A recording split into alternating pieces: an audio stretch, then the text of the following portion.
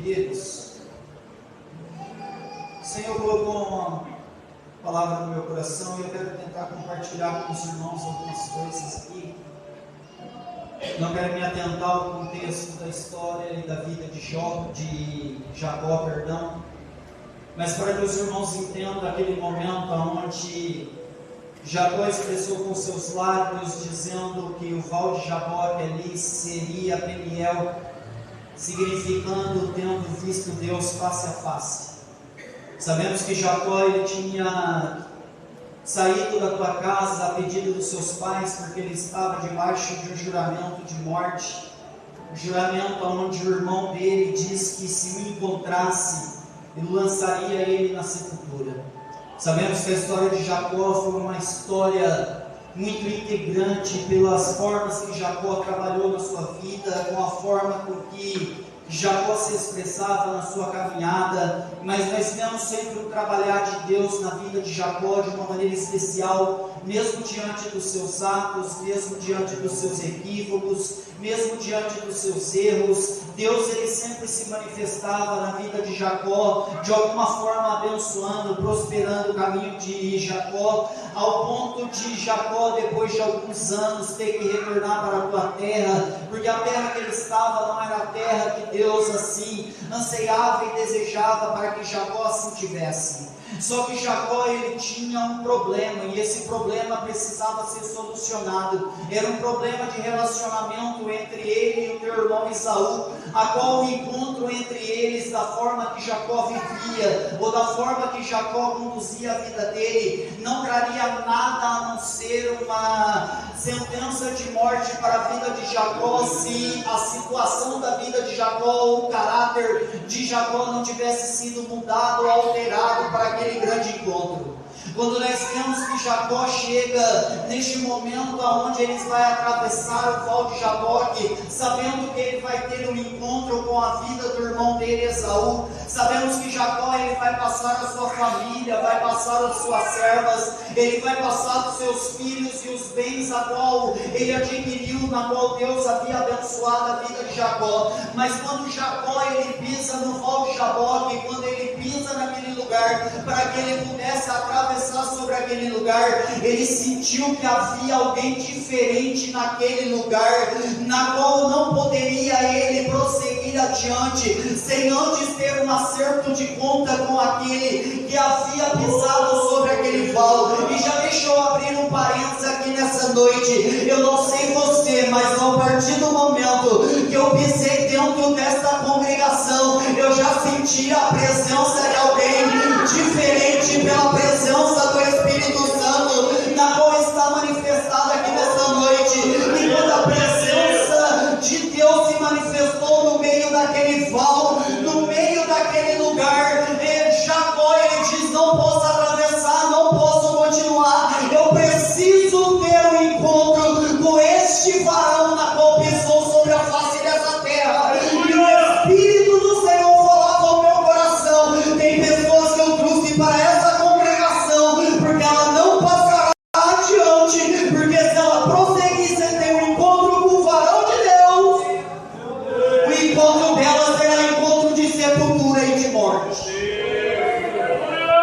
O estágio da vida dela, a forma que se encontra, se ela continuar a caminhada dela sem ter um verdadeiro encontro com Deus, o que encontra para ela é uma sepultura e morte que está decretada. Mas quando Jacó ele entende esse momento, sabemos que o anjo do Senhor, uma teofania de Cristo, a manifestação dele sobre aquele lugar, e Jacó luta ali naquele lugar. Sabemos que Jacó ele não vai desistir. Sabemos que Jacó ele quer ser abençoado. Mas quando Jacó ele tem um encontro face a face com Deus, e quando estamos dispostos a ter um encontro face a face com Deus, precisamos estar dispostos a ser marcado pelo Senhor. Precisamos estar dispostos a ser tocado pelo Senhor.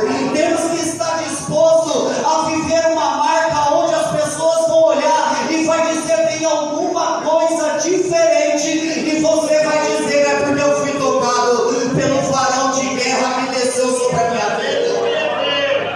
E quando isso acontece,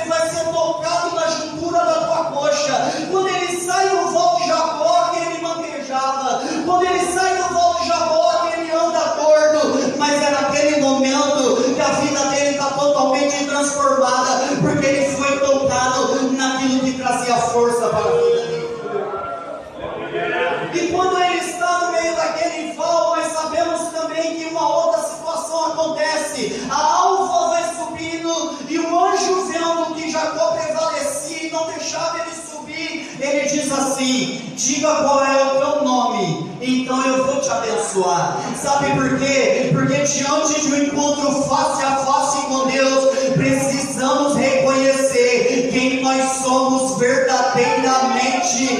Aleluia! Porque Jacó, ele enganou teu pai dizendo que era Esaú. Jacó, ele enganou de diversas formas na tua caminhada, mas diante da presença de Deus, ele diz: eu posso enganar A, eu posso enganar B, mas a presença de Deus não dá para enganar. Então meu nome é Jacó. E quando ele tem esse encontro face a face com Deus, ele é marcado e ele reconhece quem ele é. E quando ele reconhece quem ele é, o Senhor, ele diz: tu não chamarás mais Jacó, mas tu chamarás Israel.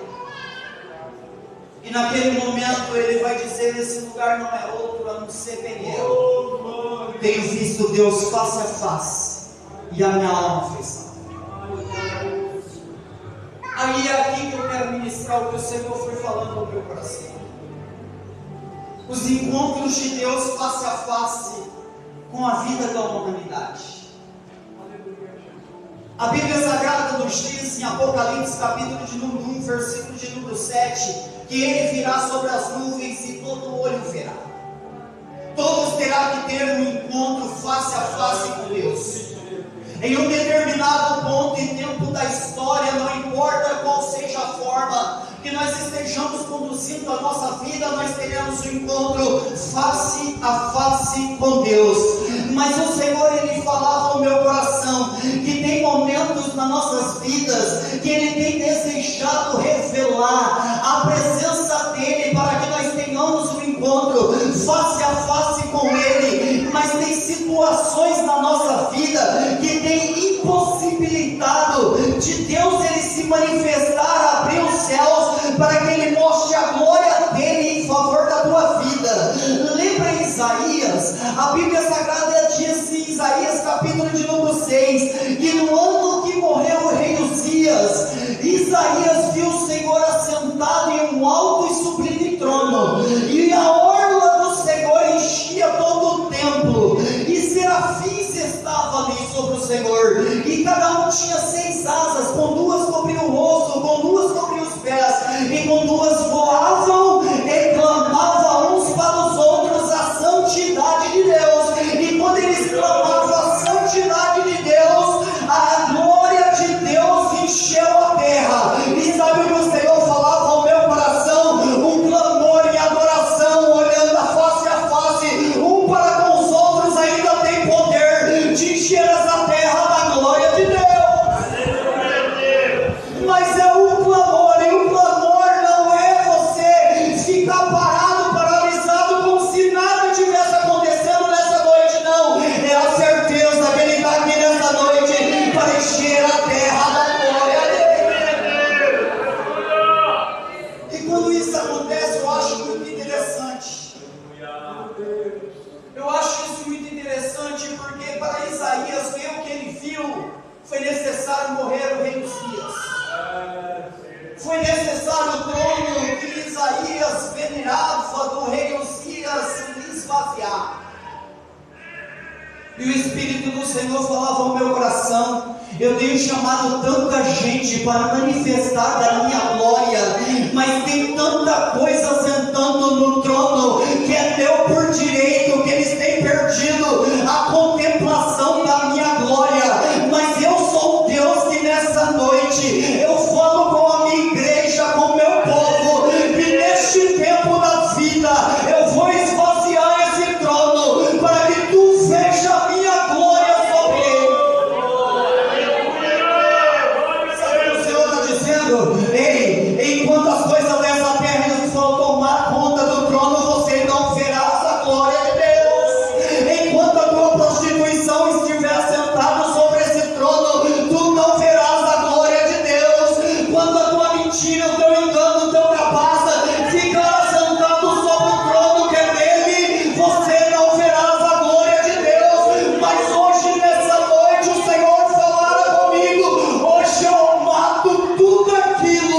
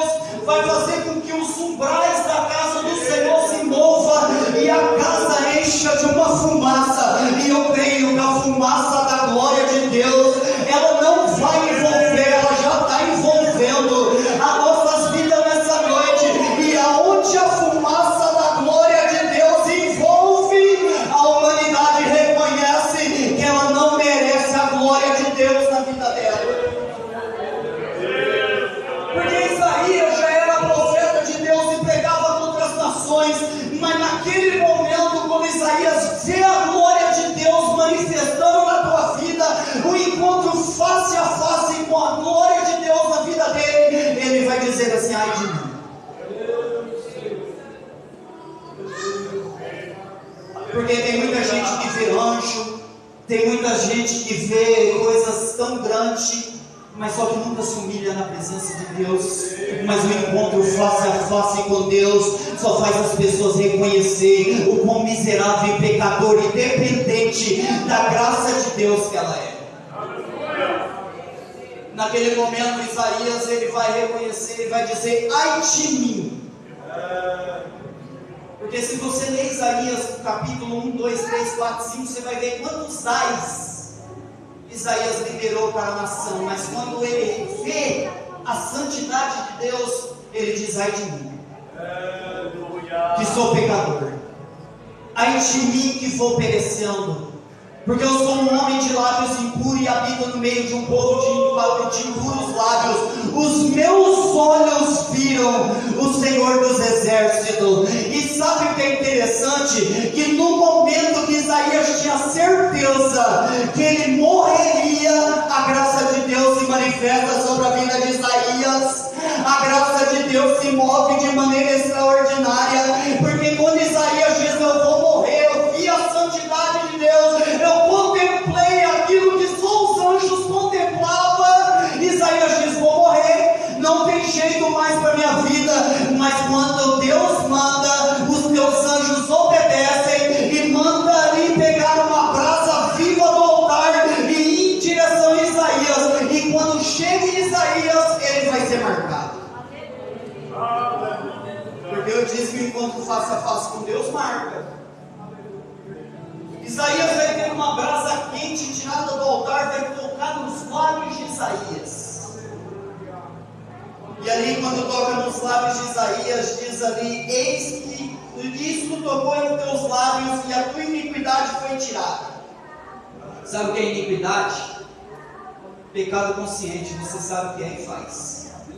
O Senhor está dizendo assim: eu estou tirando todo o pecado consciente da tua vida hoje. Eu estou removendo todo o pecado consciente. E sabe que o Senhor falava comigo nessa tarde? Ele está dizendo que Ele está tirando o pecado da murmuração que você tem contra o teu irmão. Ele está tirando todo o pecado de você maldizer aqueles que Deus colocou para abençoar a tua vida. Ele está tirando toda iniquidade que te impeça de verdadeiramente de amar uns aos outros como Cristo amou a tua igreja, assim mesmo se entregando por amor dela. E o Senhor falava no meu coração: eu estou tirando tudo aquilo que eles acham que não dá nada, mas eu estou tirando porque eu sei que eles sabem que não podem fazer, mas continuam realizando. Mas hoje eu tiro a iniquidade dos lábios deles e eles saberão que eu sou Deus e ainda zelo pela alma dela.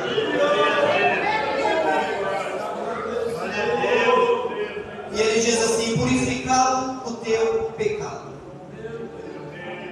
Só que quando isso acontece, Isaías está apto a ouvir a voz de Deus e obedecer o teu chamado.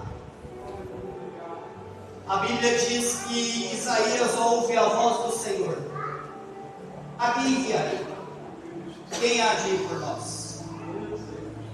Isaías diz: envia-me a mim, eis-me aqui, envia-me a mim. Você está disposto a ser enviado? É difícil, eu sei, porque você tem que se colocar na disposição de fazer o que Ele quer e não o que você quer. A fragilidade da tua e da minha alma, a nossa fragilidade humana, faz nós termos a dificuldade de atender a chamada de Deus. Mas a chamada de Deus não é por você ser perfeito, é por Ele ser perfeito em vós. A chamada de Deus não depende daquilo que você pode fazer ou oferecer, mas na sua capacidade de obedecer a voz dele e realizar aquilo que ele te vocacionou para realizar. E quando Deus te vocaciona, ele te capacita. Quando Deus ele te seleciona na certeza que você pode. Isaías já profetizava, mas a partir daquele momento ele começou a profetizar, olhando primeiramente para a tua vida, para profetizar em relação ao povo, porque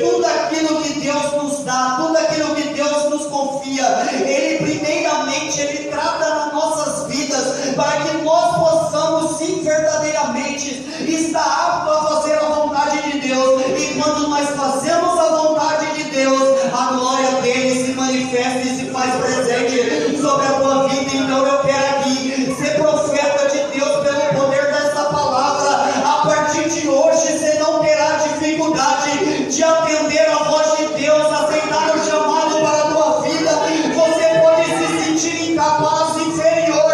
Você olha para a tua vida, olha para as tuas mãos parecem estar vazias, mas não estão vazias as mãos daquele que foi pregado por vós, e as mãos dele têm abençoado a tua vida de uma maneira extraordinária. Então requer fazer a vontade dele. Deixa eu ver.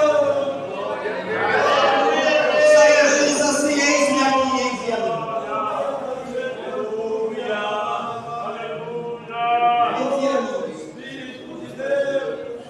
Porque essa é a vontade de Deus. Porque você teve encontro face a face com Deus, a tua vida está marcada. Você teve encontro face a face com Deus, alguma coisa gerou na tua vida de maneira extraordinária, e o Senhor não quer perder a tua vida. O Senhor, Ele quer requerer de ti, mas quando Ele requerer de ti, Ele quer que você ofereça e entregue para Ele tudo aquilo que de melhor Ele fez em favor da tua vida. Mas sabe o que falta? Acreditarmos, termos a esperança de um consolo breve que há de vir sobre as nossas vidas. O que falta para nós é acreditar que em breve pouquinho de tempo Jesus voltará e as nossas dores, provações, angústias serão cessadas sobre a face da terra. A Bíblia Sagrada me fez lembrar hoje de Simeão, um homem de Jerusalém, na qual em Lucas capítulo de número 2, a partir do versículo de número 25, relata a história deste homem, que esse homem era um homem justo e temente a Deus, e o Espírito Santo estava sobre a vida dele. E sabe o que é interessante? Ele esperava a consolação de Israel, ele esperava o Messias prometido que ia resgatar a humanidade, ele esperava o Messias que ia mudar o quadro que Israel estava vivendo e o povo estava vivendo naquele tempo. E no tempo de Simeão era um tempo difícil de viver um homem justo e temente a Deus, porque a profecia havia cessado, profeticamente Deus não se manifestava, o sacerdócio estava corrompido, a sociedade estava doente. Não está parecendo o tempo que nós estamos vivendo? Escândalo, vergonhas, deturpações do Evangelho, querendo tirar tio da palavra de Deus. Mas ai daquele que tiraram tio da palavra de Deus. Mas naquele tempo Simeão se mostrou justo, temente a Deus, e ainda esperava o Messias prometido para a vida dele. E quando ele esperava o Messias prometido, sabe o que é lindo isso? Que o Espírito do Senhor estava sobre ele, e pelo Espírito foi revelado que ele não morreria antes dos olhos dele contemplar o Cristo do Senhor. Ele ia ter um encontro face a face com a pessoa de Jesus. Tem pessoas aqui que foi impulsionado nesse dia de hoje para chegar no templo do Senhor. Tem pessoas aqui que poderiam ter ido em outra igreja. Tem pessoas aqui que poderiam estar dentro da tua casa. Tem pessoas aqui que poderiam estar fazendo qualquer outra coisa, mas foi impulsionado pelo Espírito Santo.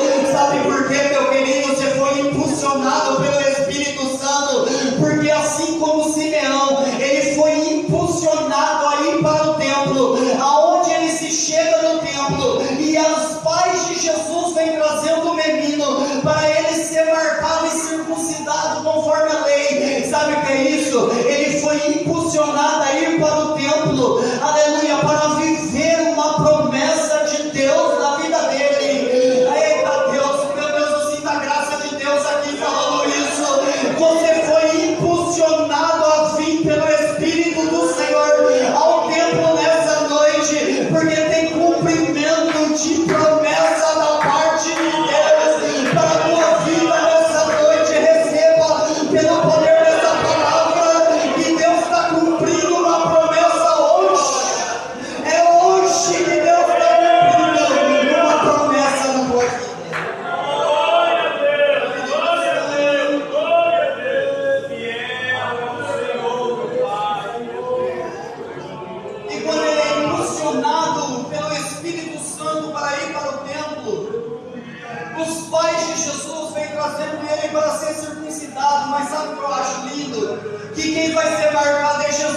quem sai de lá com as marcas mais profundas é Simeão.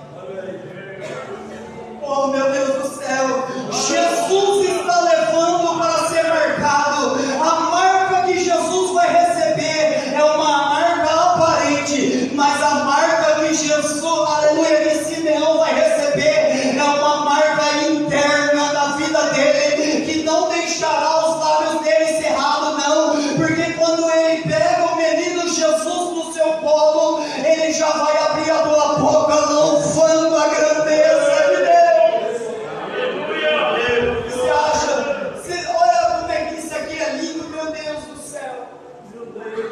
Porque quando ele pega Jesus no colo, que ele contempla com seus olhos face a face Jesus, ele vai abrir a tua boca em adoração e ele vai dizer assim: Senhor, cumpriu a promessa. Ele vai dizer: Senhor, cumpriu a promessa, e se a promessa cumpriu, eu já posso descansar em paz. Sabe o que ele quer dizer? Que eu sei que eu posso descansar em paz, porque mesmo que eu esteja na sepultura, quando ele vier buscar o teu povo, a trombeta vai tocar e eu vou levantar da sepultura, eu vou levantar do pó da terra, porque eu sei que o meu Senhor Jesus não me deixará adormecido nessa sepultura. E o Senhor está dizendo: ei, é tempo de vida, é tempo de vida, é tempo de vida, creia nisso, é tempo de vida.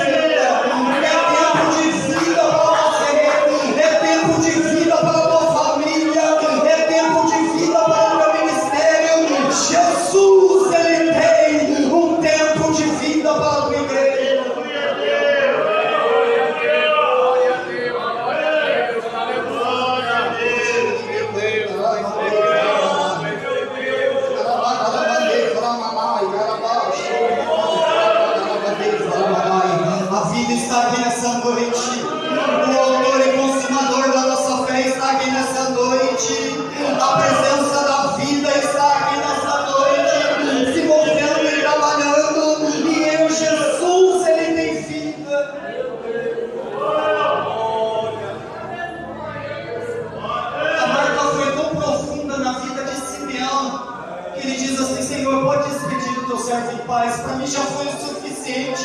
Eu já vi tudo que eu queria ver, tudo que eu queria receber na minha vida. Eu recebi o quê? A salvação da parte de Deus. Eu sei que as nações serão alcançadas, eu sei que os gentios serão alcançados, eu sei que Israel será alcançado, então eu já posso descansar no Senhor. Obrigado por cumprir essa promessa na minha vida. Obrigado, Senhor, pela salvação. Porque vendo Deus face a face, a alma é salva. Mas eu encerro, a hora foi. Lembra de João, na ilha de Patmos? Parecia que tinha acabado. Só que ele ouve, no dia do Senhor, ele é arrebatado em espírito, e ele ouve uma voz que por detrás dele chama João. Resumidamente, João vira para ver quem falava com ele. Quando João vira, ele vê os 7 castiçais de ouro. Os irmãos conhecem. No meio dos 7 castiçais de ouro, ele vê um semelhante ao Filho de Deus. Só que as características daquele que está no meio dos 7 castiçais de ouro são características que João jamais tinha contemplado em sua vida.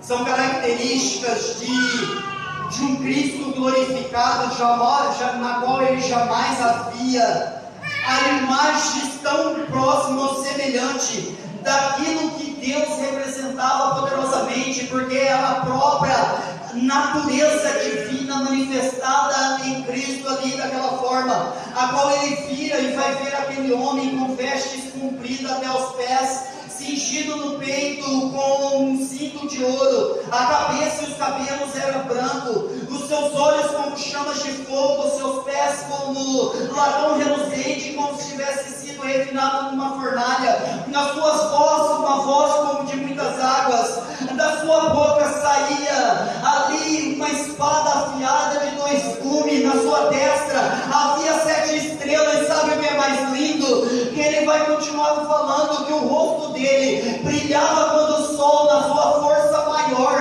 na sua força resplandecente, e quando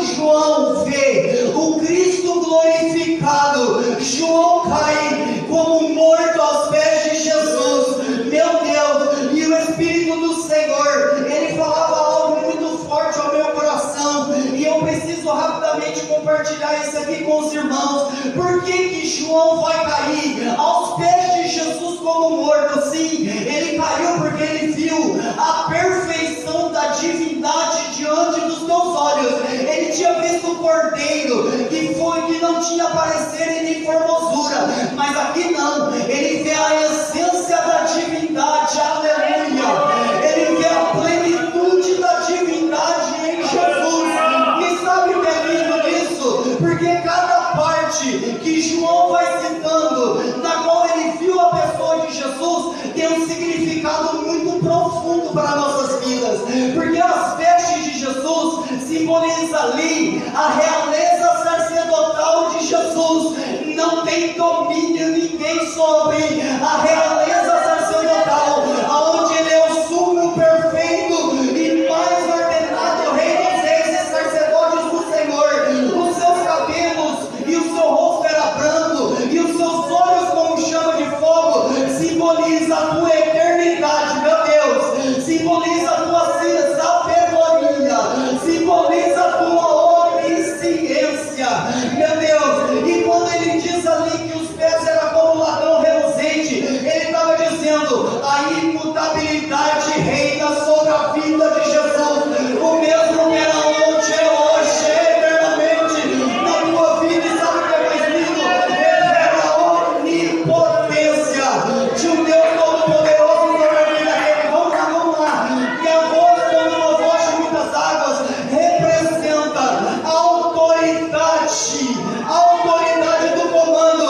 E ele está dando autoridade para os meus lábios proclamar que o diabo nesta noite perdeu mais uma, porque ele está no controle da tua vida para a glória de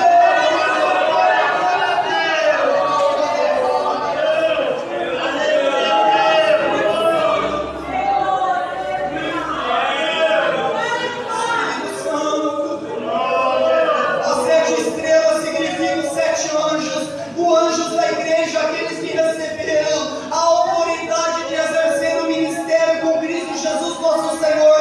Mas quando ele diz que as 7 estrelas estão na tua destra, ele está dizendo: ei, você sabe por que tu está aqui ainda? Tu sabe por que tu está aqui ainda? Eu vou dizer: porque tu está nas mãos de Deus. Tu está nas mãos de Deus. E quando ele diz que as 7 estrelas estão na destra de Jesus, ele diz assim: ei, sou eu que estou te sustentando ainda, sou eu que estou te protegendo ainda, eu ainda zelo pela tua vida, aleluia. E quando ele diz que a espada, aleluia, saía da boca dele uma espada de 2 fios, sabe por quê? Porque a espada é com que ele guerreia.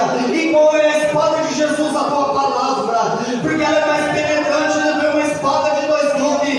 Ela entra na divisão da alma e do espírito, da junta e da medula, é apta para discernir os pensamentos e as intenções do coração. E quando ele diz que o rosto dele brilhava como o sol, ele está dizendo: ei, a glória dele é indescritível, a glória dele é indescritível, a majestade dele é indescritível. E ele está dizendo: ei, no meu encontro face a face, no meu encontro face a face contigo, eu mudei a tua vida. No meu encontro face a face contigo, eu mudei a tua essência. No meu encontro face a face contigo, eu marquei a tua vida. No meu encontro face a face contigo, eu te coloquei na minha destra e ainda tenho guardado, zelado e protegido a tua vida. Mas é tempo de você se deixar ser usado por mim sobre a face dessa terra, para que as pessoas vejam verdadeiramente quem eu sou sobre essa terra.